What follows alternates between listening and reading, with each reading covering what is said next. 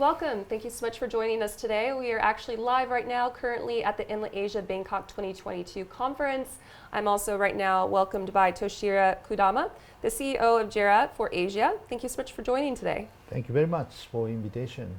My pleasure. So let's go ahead and go straight into the questions, actually. So for our first question, what is the outlook for the Asian energy transition, do you think? Yeah, I think most important point is the Asian economy is growing very fast, very rapid manner, and the annual growth rate is, or GDP is, say, after COVID, 6% or more in the region. So it means that in 2040s or 2050s, the economy will be doubled, and also the energy demand will be doubled.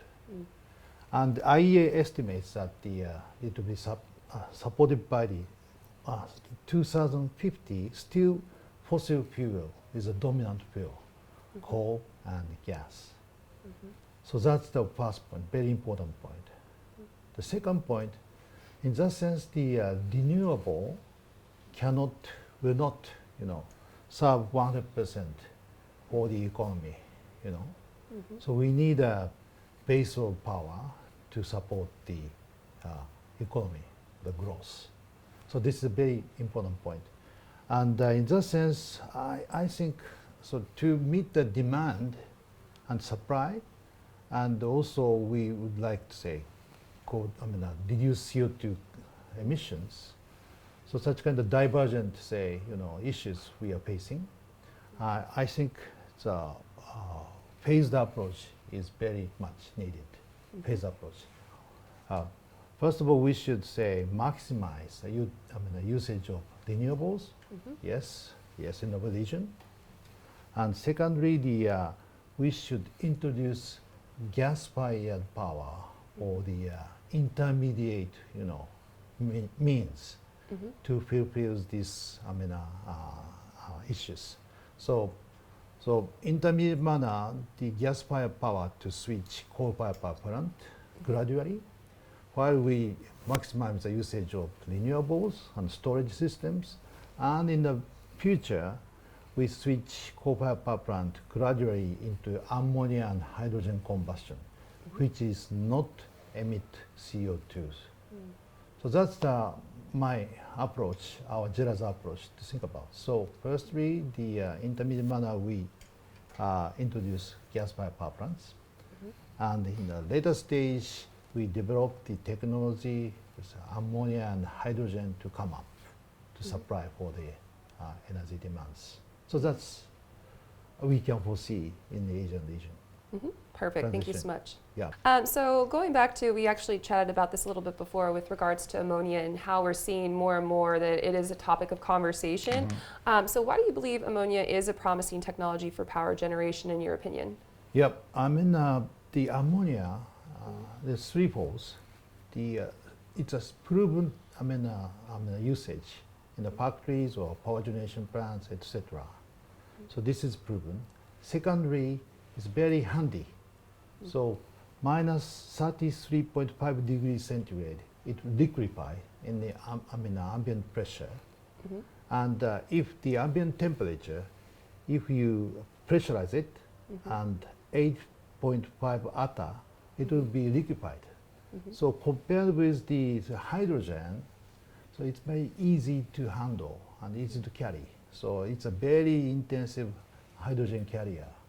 That's why we can import and export the ammonia, and then use it as a fuel. So this is a key point. And also, compared with the hydrogen, the cost is much lower at this moment. So what we need is to lower the cost of ammonia is a key to be utilized in the future. Perfect. Thank you for that. So obviously conferences are back. We're here. This is our first conference for Enlit Asia since it's been 3 years, actually, live conference. It's very exciting. What are some of the key takeaways that you've kind of noticed throughout the actual conference itself? Yes.